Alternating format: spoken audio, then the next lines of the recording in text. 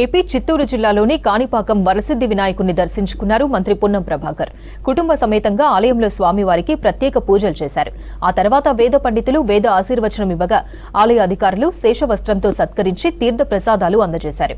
కార్యక్రమంలో చిత్తూరు జిల్లాకు చెందిన కాంగ్రెస్ నాయకులు పాల్గొన్నారు.